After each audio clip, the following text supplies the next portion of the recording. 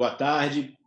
É um prazer estar aqui de volta com vocês em mais um painel do Rio2C Live, essa iniciativa virtual do Rio2C que busca reunir mentes brilhantes aí de vários cantos do planeta para discutir um pouco do presente e tentar imaginar qual é o nosso futuro pós-pandemia.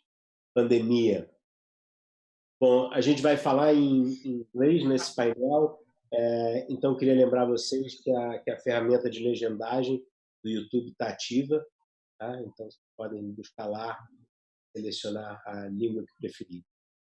Okay? Well, before starting this panel and introducing the guests, I would like to thank again Ambev to join Rio2C and come together to provoke, map, and boost the Brazilian creativity through this platform, the Ambev Creative X. Our goal is to understand trends, to reimagine concepts and practice innovation and creativity. So thank you so much for being here today.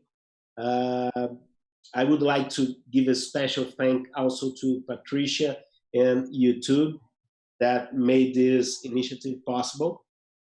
And I would like to also thank a lot my good friend Lois Black to join us here today. So Lois is one of the minds behind the South by Southwest, the biggest gathering, world's biggest gathering of creativity innovation. He co-founded South by Southwest in 1987. He also is the founding editor of the Austin Chronicle. I'm wearing my Austin t-shirt here today to make, to cheer up for you guys that you guys were the source of inspiration for us to build Rio2C. Lois is also the founding director of the Austin Music Awards. He's also an independent film producer, director, book and film collector. I could see this person. His house is, you're gonna be crazy about that, Ricardo. His house is completely full of film flat stock and comic books. It's amazing. He's also a music impresario and promoter. Patricia is the director for YouTube in Brazil, responsible for content development and partnerships for verticals such as sports, games, journalism, education, top creators, YouTube originals. What else, Patricia? Graduating in advertising and alumni at Harvard Business School. She also won a cabaret as for best media professional. And Ricardo is the CMO of Ambev Brazil. He had a very non-traditional rise in the company. For his beginning 19 years ago, selling beer in Brazil, he learned the business from ground up. Has a special passion for creativity that shapes culture, and he worked across a lot of roles around the globe, including England, Canada, China, New York, and he's co-author of a book about branded content, right, Ricardo?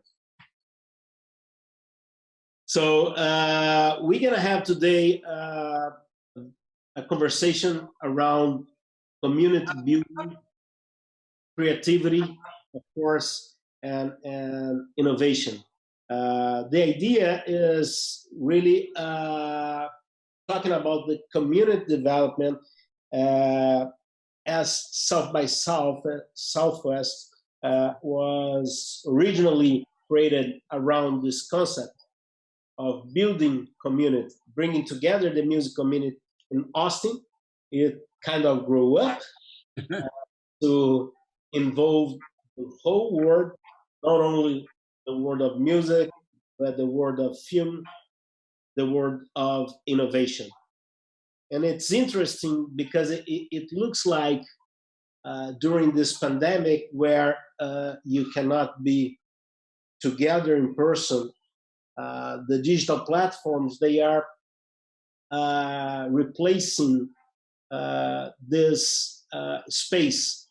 They are the new campfire where people come together to share ideas, conversations, and like what we are doing here today. So I would like, Lois, to start with you, of course, understand a little bit about the process of canceling event of the size of South by Southwest. So we all understand how painful it is, but how you guys went through this and how this impacted the Austin community. Well, I'm not as involved in the day-to-day at South by, so I was not involved in the ongoing negotiations to cancel. One of the things I've always loved about South by is it doesn't take place at a racetrack or a sporting event. It takes place in the city. So it supports the clubs where the music always happens, the restaurants, the bars, everything. And, and I've always said this and people sometimes don't agree. And it was the most devastating thing was to realize how true this was. How many people were adversely impacted because South by didn't happen this year. And in a way, it validated this vision that we are a community and we all do this together. But in the other way, that meant there was a lot of pain. And so it was awkward and not having it was very frustrating. But the reality of the situation is most creative people I know create to create. They have to. Some do it for money, some do it for fame, but most of them are driven. I mean, when we look at some of the great totalitarian regimes, Soviet Russia and things like that, there's an enormous amount of art that comes out. They're not getting together in public squares celebrating it. These are artists who connect with each other and find ways to get this information out. What South by did was in Austin, Texas, in the middle of nowhere, the middle of the Lone Star State. We started this little event. It was called South by Southwest. It was supposed to be just 5 states. That didn't really work out. But and suddenly the whole world came here because our ideas were that there was very little difference between who was in the audience and who was on stage, except the height of the stage, and that creativity is a business and it's creative. And the more you understand the business, the more control you have over the creative part. And this message, which was pretty simple, resonated with tons of people. And they all want, and so it became international because people really want to talk about their art, their creativity, how to do it better, what's going to come next. But the reality is, this situation with the quarantine and canceling South by is sad. It's really sad. It's heartbreaking. But what's driving the engine is not South by. All this stuff is happening before South by. It's not Rio. It's the reality is there's tons and tons of talented people who know that we are all in this together. They want to work together. They want to create. And so I think that you'll see a burst of creativity in the 18 months following the virus because people are longing to do stuff. And how, flipping to Patricia, I think that as we mentioned this, the digital platforms, they became like this campfire where people are coming together to share ideas, to create together, or even to show their creation, right? So how you guys perceive, Patricia, what was going on? Because of course, YouTube has been a place for creators for a while, but what has changed from that time to this quarantine time? Yeah. So, well, first of, sorry. No, great. First of, yeah, Luis, go ahead. No, I have nothing to say. Yeah, okay. So first of all, I'd like to thank you to be here. So it's such a pleasure and a privilege to be in this panel, participating here. So to answer your question, I'd like just to remind the mission of YouTube. And I think that this is important because it's so related to what we are facing right now. And the mission is to give a voice to everyone and show them the world. So, and because of the nature of our mission and purpose in business, what I see and the demands that we have, and also all of these trends that we are talking right now, is it was just highlighted and intensified due to the COVID-19. So the needs of everyone now are the same, remain the same, but we're trying to enable people to helping those communities and engaging users, audience, fans, viewers with creators, artists, celebrities, partners more than ever. And so this is, of course, an opportunity from the digital side, but how we can combine the two worlds for different industries that are facing different challenges at the same time. So for us, what we did, it was in the day one, we had established in a global level our strategy based on 4 pillars, main pillars, to align our strategy with all of the teams, talking about marketing, content and partnerships, comms, product side. There are the information piece, well-being, learning, and entertainment. So then we can talk more about that. But this is what we did in the beginning. And of course, there were some implications for our business as well. But these helped us not to change the direction, but to improve and evolve what we have been doing up to now.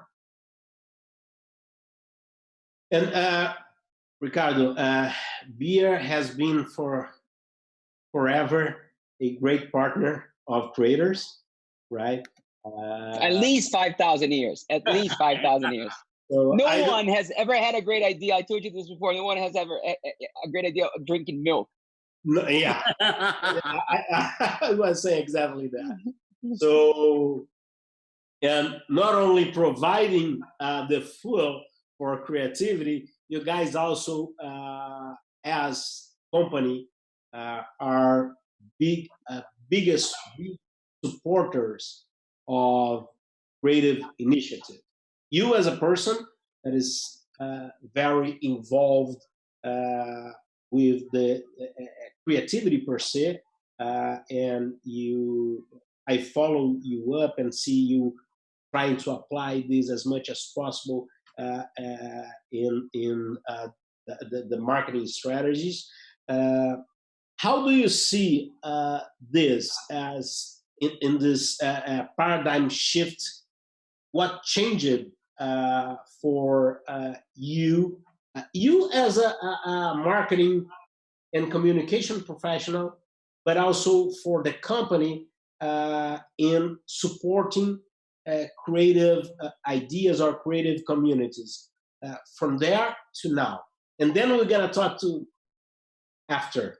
Sure. I'm actually going to start by piggybacking on what Lou said, because I actually believe, I agree with him, that this procrastination that we're going through right now in terms of the lack of resource that we have to create will lead to better ideas in the medium term.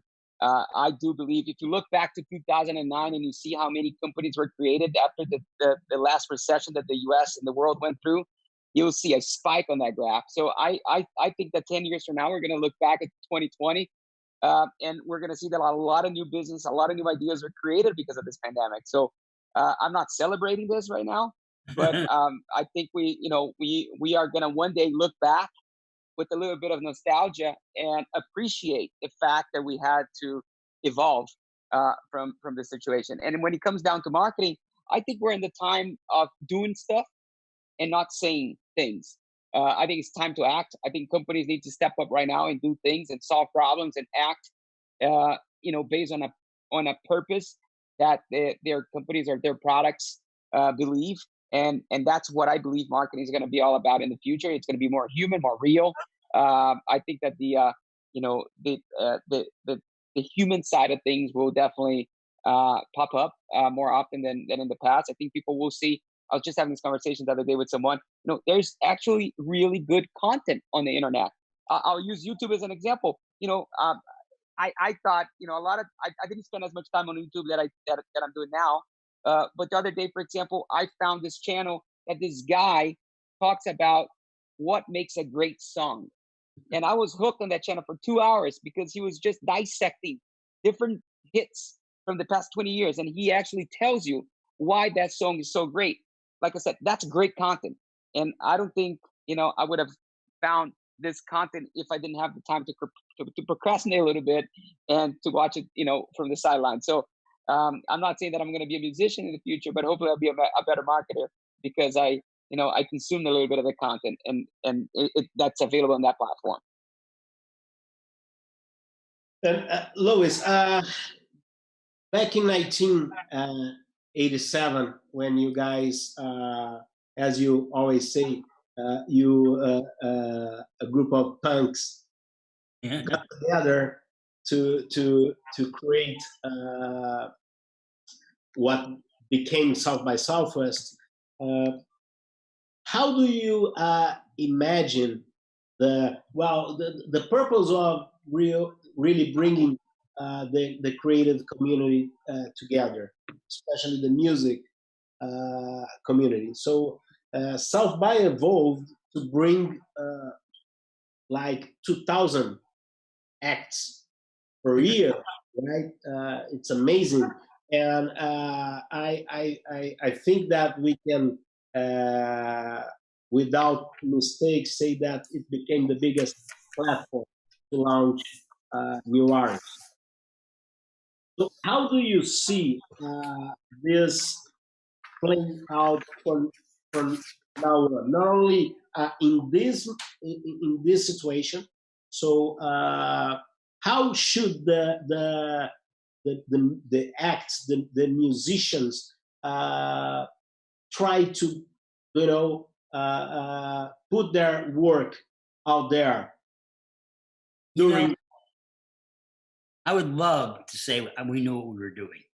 As South by exploded, I stood there with my thumbs in my ears, going, "What the hell is this?" It wasn't like planned or anything. I have a really good friend named Bruce Sterling. Bruce is a science fiction writer. He's one of the godfathers of cyberpunk, and he's a futurist. He talks about the future. And around 2000, I was at a party at his house, and he looked at me. He was talking about the whole online explosion. Buy brooms are us, dust covers are us. And he said, it's like, let's say that Gutenberg just invented the printing press. And there are all these guys going around saying, "Hey, look, I got ink, all different colors, all different kinds. Some of it sparkles. I got tons of ink. And I got paper. I got all different kinds of paper, all different shapes. I got ink and I got paper." And Bruce laughed at me, looked at me and said, "It's about ideas. It's about content." And so what we did with South by was we did a lot of, we had incredible people working with them who cared passionately about what they were doing and who really loved culture. You do the best you can do. If it's not going to work, then maybe you shouldn't be involved in the culture of business. I'm ridiculous. I get to do this now because I'm 69 and I have no skills. And I have my great comic book collection and my movie posters, and I've been very successful. But if you're not in love with what you're doing, don't do it. And the biggest mistake is to do what somebody else is in love with. Because one, it probably is not going to work, and two, you're going to be frustrated. Follow your passion. And with these bands, don't worry about making it.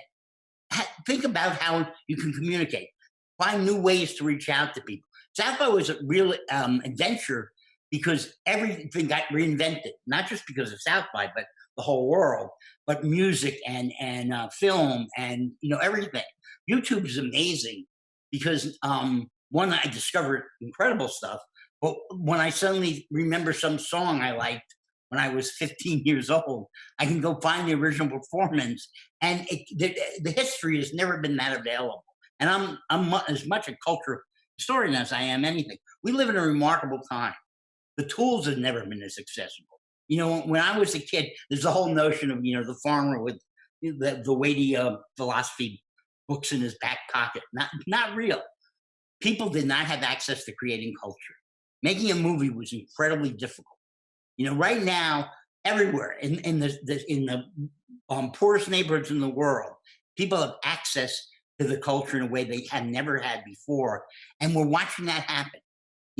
Rap to me is always the most amazing thing, because these kids in the Bronx who didn't have anything tapped into electric light poles and mixed records because they didn't have instruments, and they created an insane culture. We're going to see more and more of that happen. And I don't think the virus impacts that one way or another, although I do think there'll be a growth period. But I think that we're in the beginning of an extraordinary adventure. I'm very optimistic. A lot of people are not.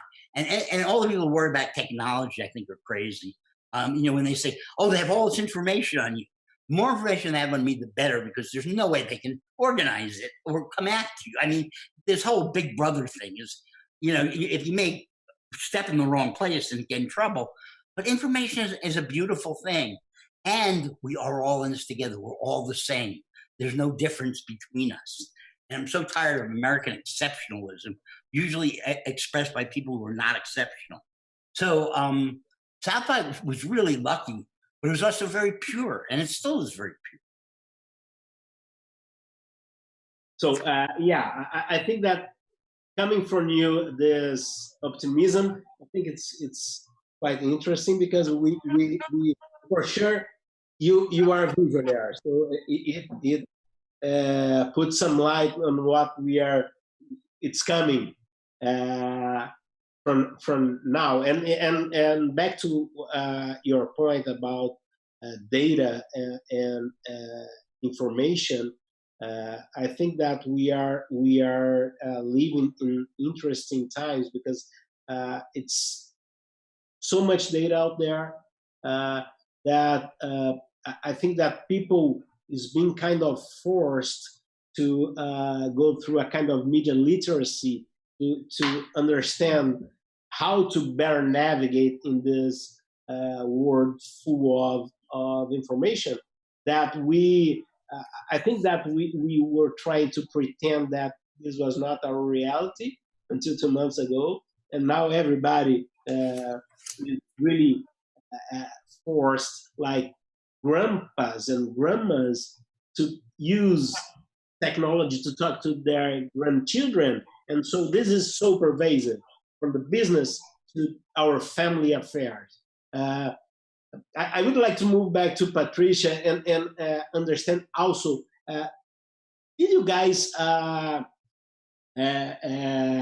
perceive any change in this sense on how in demographics and how people are using YouTube? There was any kind of shift from what was going on before the pandemic? Yeah, I would say that it's not a shift, but as it's more intensified right now, what we saw is that these contents and creators and how people are looking for this are more, it's in a scalable way that we couldn't imagine before. So things like we've seen these phenomena of the live streaming of the artists here in Brazil. So it's massive. It's mainstream. On the top 10 global music live streams, 7 are from Brazil. So this is a way for them to fill for almost 40 Maracanãs stadiums at once. So, but we do also have others, and I won't call trends, because this is the way I'm saying it was just a way to accelerate something that users were trying to find as Ricardo was describing, what he found on YouTube is people wanted to stud, so they're looking for a stud with me, cook with me, clean with me. People, of course, now during this pandemic, they're trying to find something that can simplify, that can really help their lives in a simple way. So how to cook simple things. So I can do it by myself.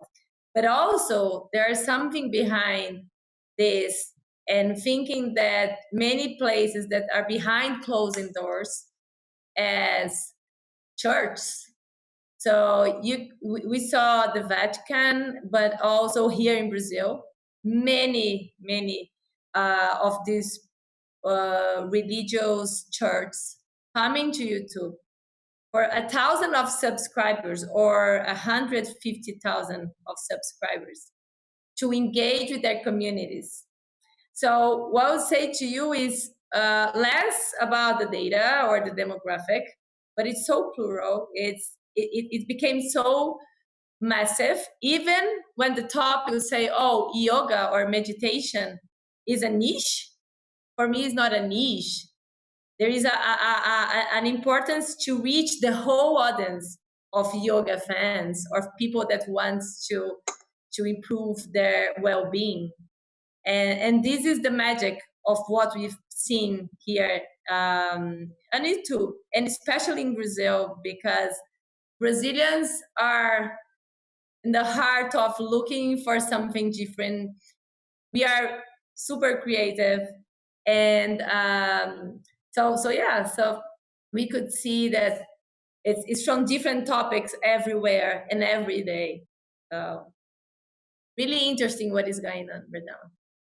Well, Ricardo, last year we had the honor to having Lois in person join us from Rio2C, and one of his lines during the interview we had was that Brazil should be one of the culture giants in the world, so that we should go there and look for our place. You have been in England, Canada, China, New York, lately Mexico. How do you see this? I would like to hear from your global vision. How is leading creativity in Brazil? What is different? You know, that's obviously going to sound biased, but I think Brazil is the most creative country in the world. Obviously, I said that in every country where I lived and worked, but I'm back here now, so I have to admit, I have never worked with such a creative group of people in my entire life. I actually believe that Brazilians are born and raised with this DNA already implanted in their, you know, in their bloodstream once we, you know, come out of the womb. So we, you know, what I think what we need to do now, you know, when I look at the US, for example, which I look up to in terms of being a source of inspiration for the rest of the world in regards to creating stuff. China, for example, very creative country as well, very ambitious. I actually think Brazil, you know, we in the creative community here in Brazil, we need to take more risks. I think that that's the one thing, you know, I see we're missing. I do believe that you know, if we can take more risks and push things forward, we do have the scale, we do have the talent, and we do have the platforms to play a much bigger role in the global stage. So if I had to say one thing, take more risks, and you know, and don't look back, no regrets, because if you do so, you're going to stand still. You're not going to move forward. Last year at Rio2C, when I talked, what I said was, don't send your money to London or to LA or to Nashville or to Chicago or New York. Put it into the favelas. You know, grow your own culture. And Brazil has always had the most extraordinary culture. And I think that what you're saying is totally accurate. Take more chances. Believe in yourselves. That's exactly it. You have been doing this for more than 3 decades, Lois. So you guys were able to bring Austin to the world stage, right? And to transform, as you said, a little country town in Texas to the position as a leading creative innovation city. So what would you say to our fellow Brazilian creators? They are struggling. The creative community here is really going through tough times, not only because of the pandemic, but it goes beyond. It goes through ideological, political, economical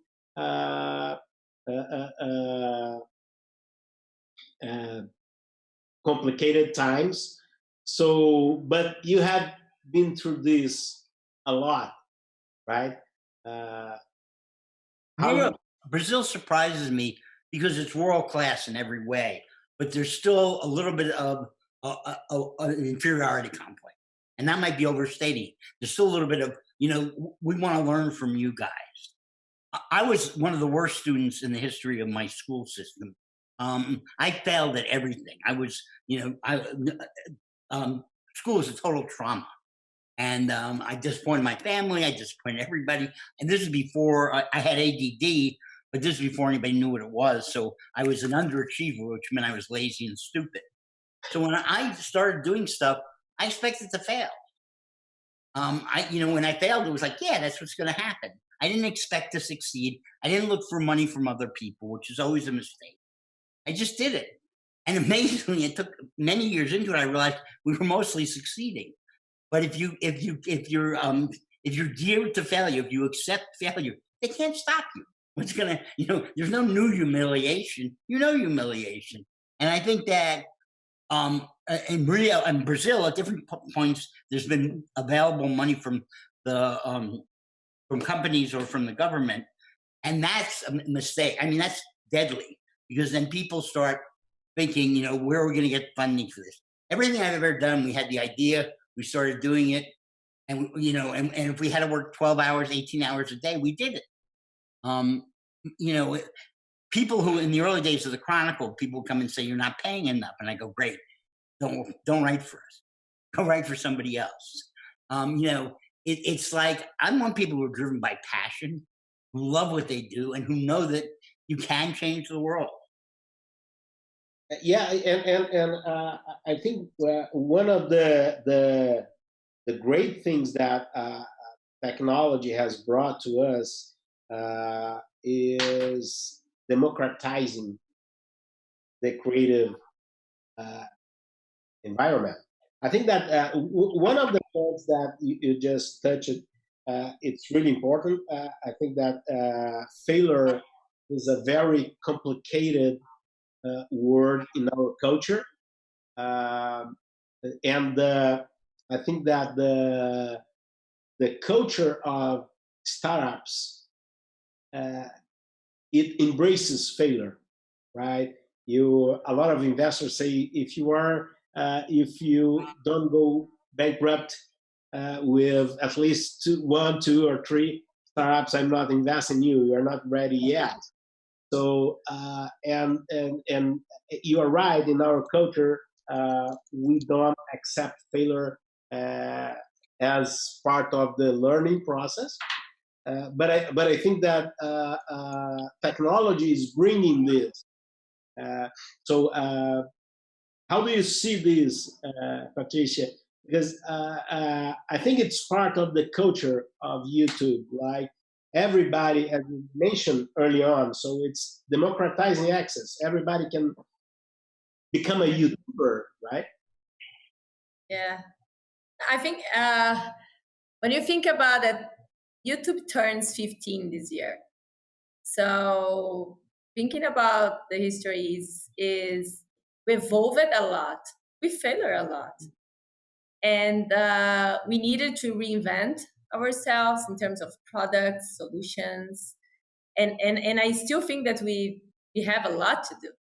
We are just in this learning curve, and also in this pandemic, it's weird to say this, but it's the right time for us to readapt of the things that we thought that we are doing right. And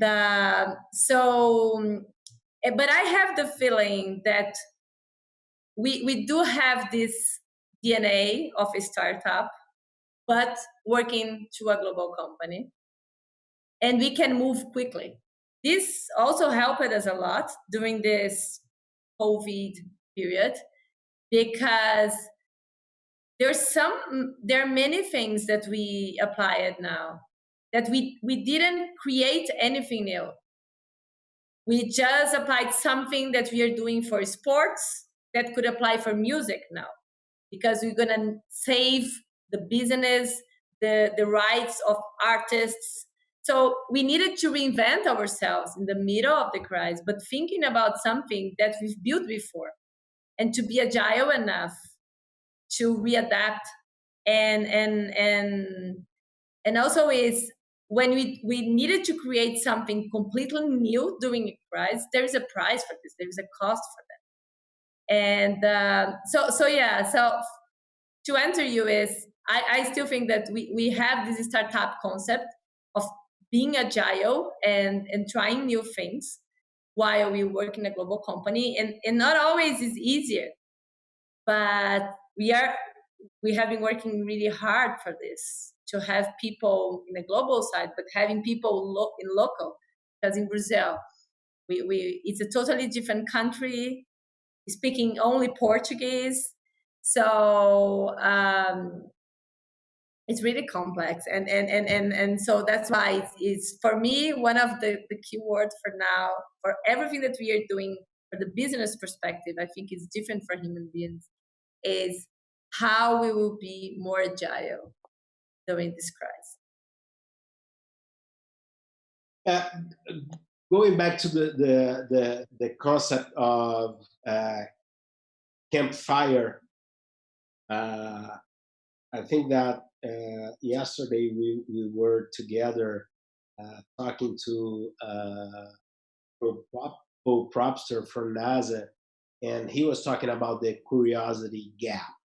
So that what moves we as humans is the curiosity, right? And that ties with creativity. So the storytelling is something totally human, right? So it looks like we improved as human beings when we came together around campfires and started imagine things, right? Not just communicating, but imagine things that didn't exist. So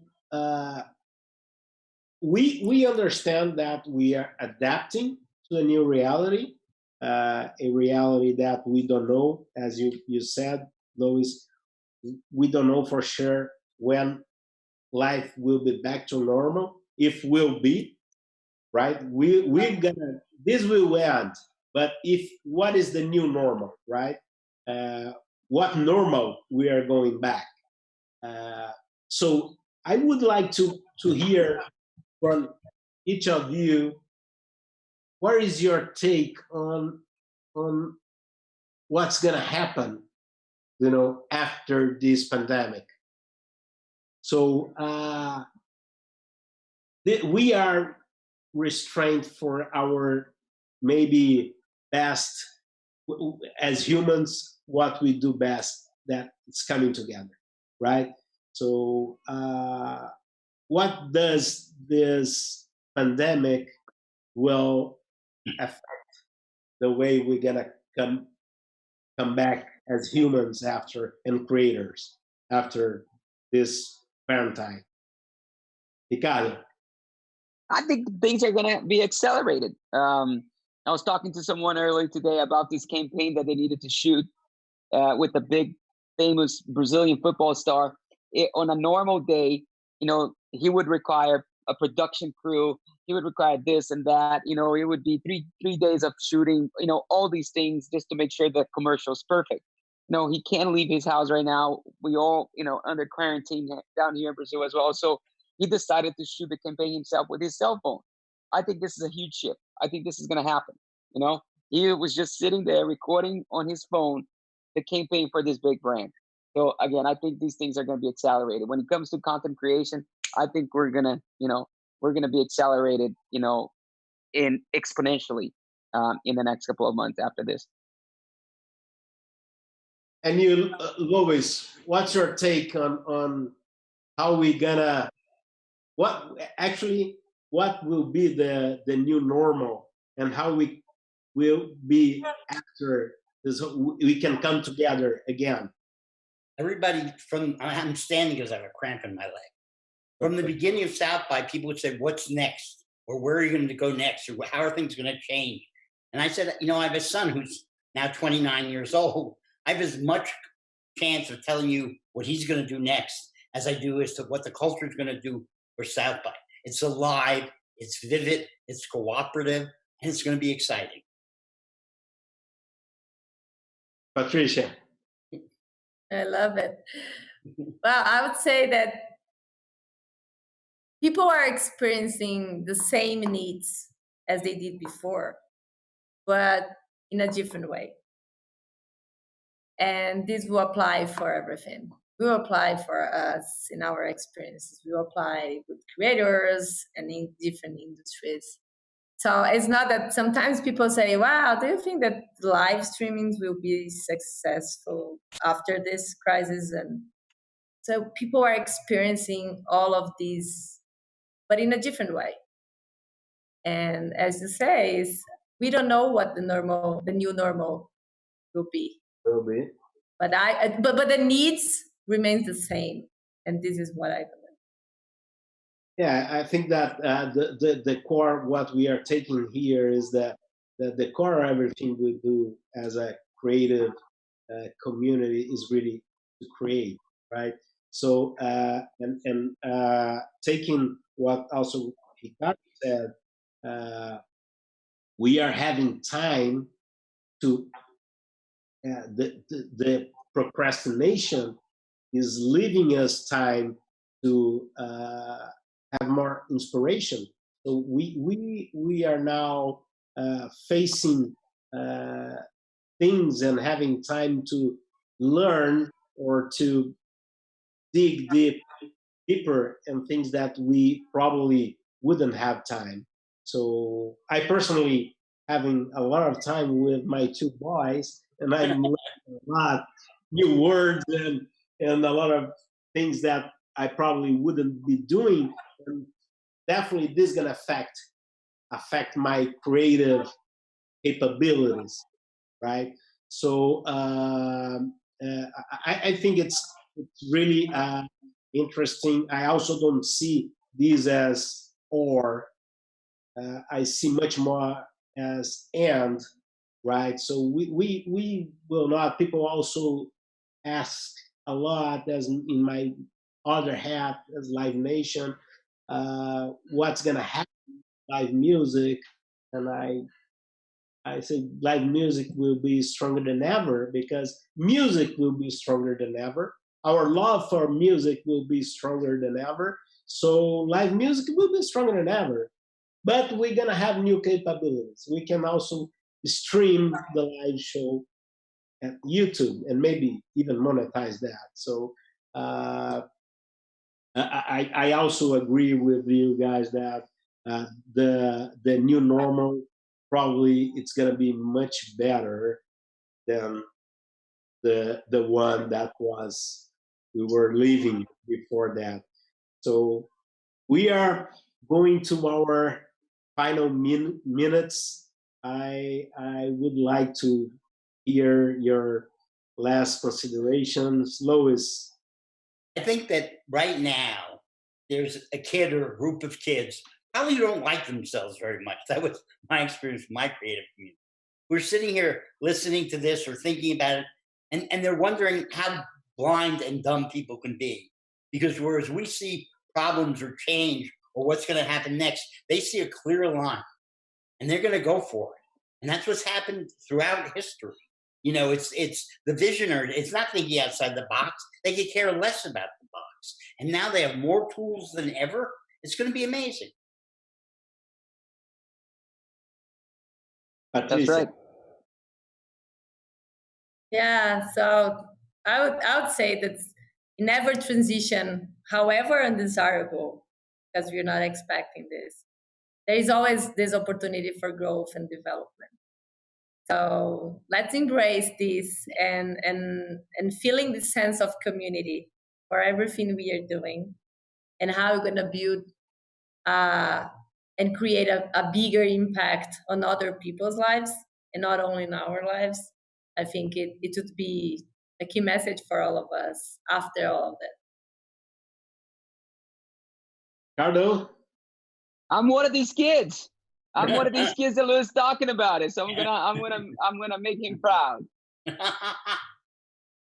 Yeah, I think that we're gonna hear more and more and more about purpose, impact, right? I think we were in a desperate need of rebuilding trust. So the lack of trust in everything was so pervasive that even the word of mouth that used to be our main source of information was really losing credibility. So I think that we're gonna live in interesting times, and I believe that our creative community will be, as always, pushing the boundaries, resetting the new, as we said, the new normal. So, guys, thank you so much for being here. It's an honor to have you guys joining us at Rio2C. I'm glad, Lois, you couldn't be here in the physical event, so at least I could have. You see, the pandemic has also some good. Any chance to spend some time with you is valuable. Thank you so much. You are a source of inspiration for us and for the world creative community. Keep moving forward with your amazing work. And Patricia, again, thanks for YouTube helping us to navigate these very hard times. You guys became our new campfire. So it's really good to know that there is still a place that we can come together, share ideas, creations, and talk to people, to communicate. So thank you so much. Thank you. Super. Yes. Stay home and stay connected. Thank you. Thank you. Thank you, guys. Thank you. Bom, pessoal, obrigado pela audiência. A gente teve um papo aqui inspirador com Louis Black, fundador dos SXSW, com a Patrícia Muratori, do YouTube, e o Ricardo Dias, CMO da Ambev, em mais um Ambev Creative X. Bom, amanhã a gente tem mais um dia de Rio2C Live, a partir das 10 da manhã, com muitas conversas sobre inovação, criatividade, neurociência, educação, livros, etc. Aqui no YouTube. Continue conectados. Boa noite. O Rio2C Live é apresentado pelo Ministério da Cidadania e Secretaria Especial da Cultura, através da Lei de Incentivo à Cultura, Prefeitura da cidade do Rio de Janeiro e Secretaria Municipal de Cultura, através da Lei do ISS.